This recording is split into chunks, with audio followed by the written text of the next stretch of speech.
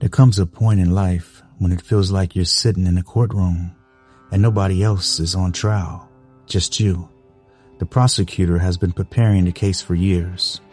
He walks in with your habits, your excuses, your delays, and every decision you thought nobody saw. Then he lays the evidence on the table like exhibits in front of a jury. And life doesn't need to raise its voice. It just presents the evidence. The mornings you bargained away, the chances you talked yourself out of, the work you kept postponing while convincing yourself you were still serious, the promises you made yourself when nobody was around, then treated like they didn't matter once discomfort showed up. Every choice left a receipt, and sooner or later, life hands them back. Sometimes the receipt is your body, sometimes it's your bank account, sometimes it's your peace. Sometimes it's the quiet moments when the room is still, your phone is down, and you can't distract yourself from the gap between the life you pictured and the life you're actually living. That feeling can be hard to face because there's a version of yourself you had in mind, and at one point you carried a picture of who you were becoming. You could almost see that person, but delay kept entering evidence. Comfort kept taking the stand. Excuses kept giving testimony, and little by little, the reflection in the mirror started looking less like the vision and more like your patterns. It doesn't care about the story you told everybody else. It doesn't show your intentions, your plans, or the person you kept imagining in your head. It shows the person your patterns have been building. That is where me versus me begins. It starts when you stop putting everybody else on trial and finally examine your own testimony. Because your life has been testifying long before you ever opened your mouth. Your habits testified. Your discipline testified. Your priorities testified. The way you spent your time testified. And sometimes the testimony is uncomfortable because it doesn't match what you said you wanted. You said you wanted change, but your routine kept defending the old version of you. You said you wanted peace, but kept giving your mind things that disturbed it. You said you wanted a better future, but kept letting temporary comfort speak on your behalf. And now the judge inside you is listening. Not the world, not your family, not the people who doubted you. You. The part of you that knows what really happened. The part of you that knows where the time went. The part of you that knows which excuse was valid and which ones were just hiding places. And maybe the verdict comes in quietly. Guilty. Guilty of delaying. Guilty of avoiding.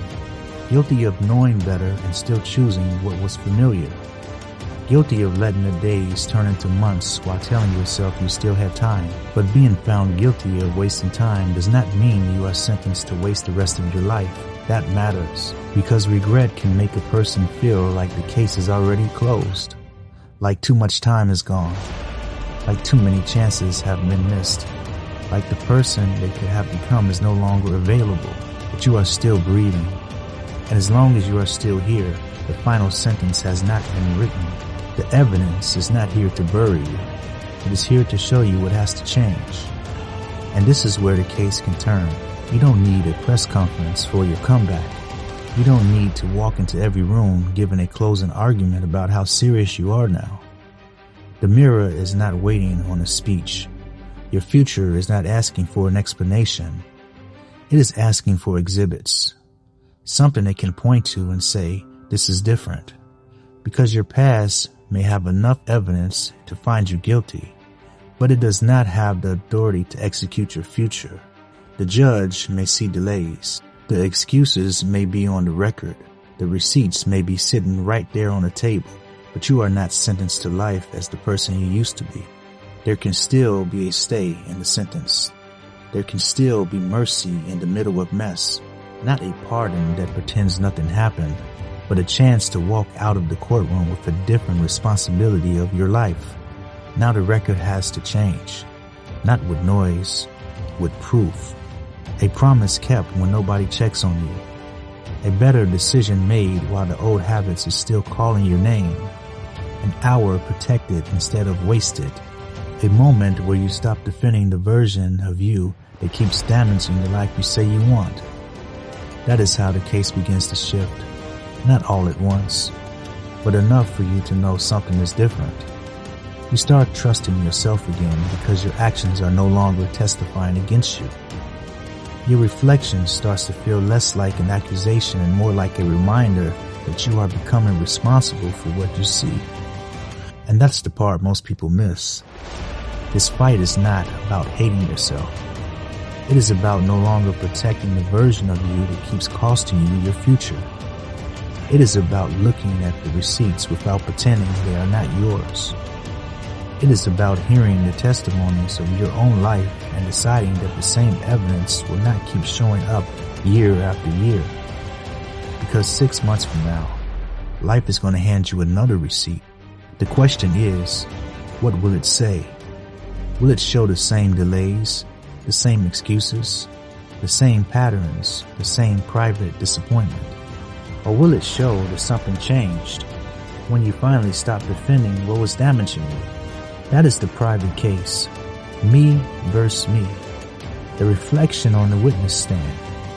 The evidence on the table. The receipts in your hand. The judge inside you already knows what happened. But the future is still waiting to see. What will you do next? The real battle was never outside of you. It was the voice inside that kept talking you out of becoming the better you. Stop negotiating with that voice. I'm Cabell, and I'll see you on the next one. Courage.